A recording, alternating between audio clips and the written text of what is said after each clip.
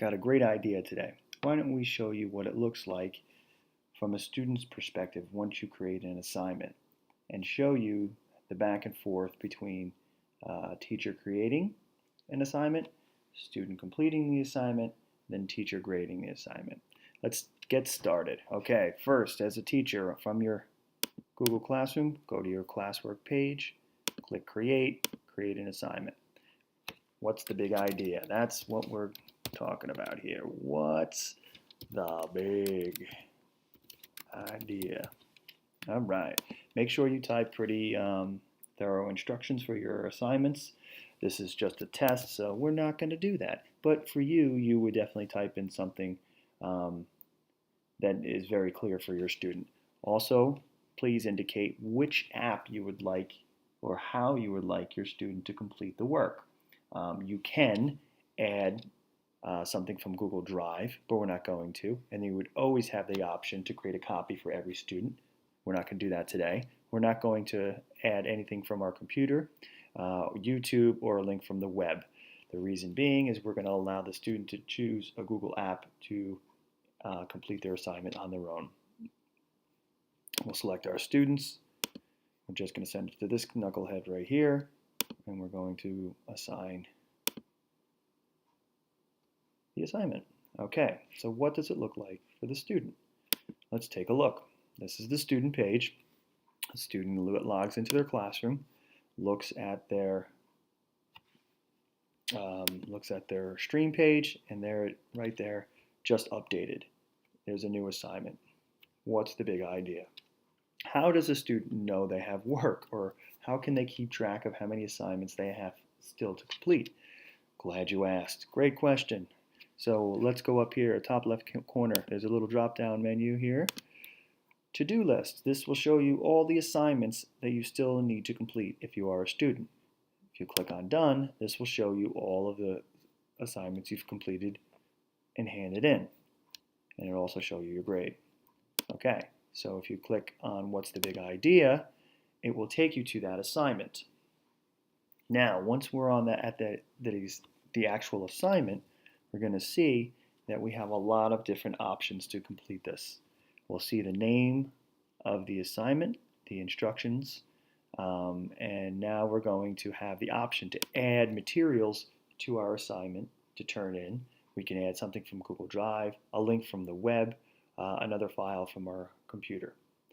We can also, right from inside of our Google Classroom, create a document, a slideshow, or a sheet, some type of spreadsheet in order to complete this assignment.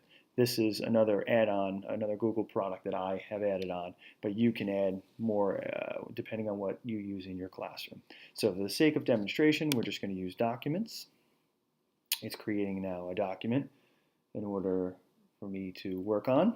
I'm going to select that document as the student, and now as the student I will type in my answer. What is the big idea? I have no big idea. Very sad. Very sad. Anyway, so that's after they complete their assignment, they will click Turn In.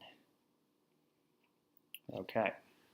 They have now turned in what's the big idea. Let's go take a look back at the teacher's page and see what it looks like from their vantage point once a student hands something in. We'll refresh our page, and we'll take a little look down here. Oh, here it is. What's the big idea on our classwork page? We're going to view our assignment, and we'll click on the student. It was assigned, but they did not completely turn it in. So I can view their progress here, and if I want to, I can add comments if I see something that they need to work on, or need some type of guidance. I can type in a comment here.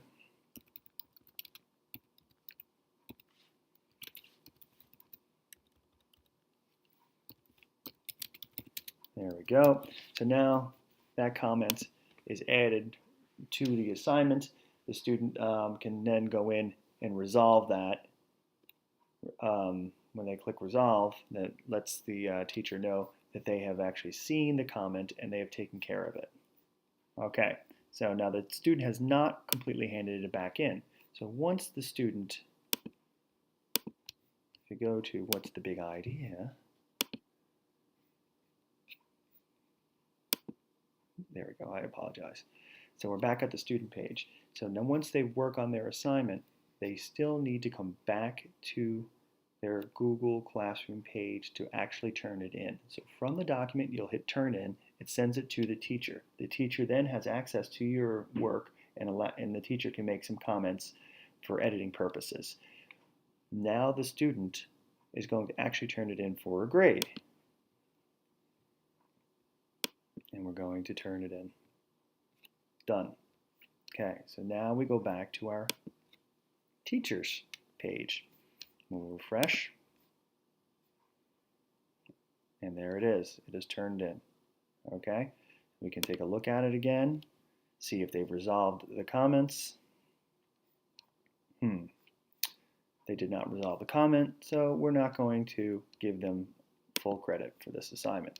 So we'll give them, I don't know, 89, completely arbitrary. But once we have determined what grade we're going to give them, we're going to return it to the student. The student will then be able to see what their grade is on the assignment. Okay, so here is back to the student page. Click on classwork. What's the big idea? We'll click on that assignment. We'll view it, and there's my grade, 89 out of 100. So that is the workflow from creating an assignment from a teacher's perspective all the way through the student completing the assignment using one of the Google applications, and then all the way through the teacher again. After it's been submitted by the student, the teacher reviews, makes comments, the student resubmits, and then the teacher gives a grade and returns the work.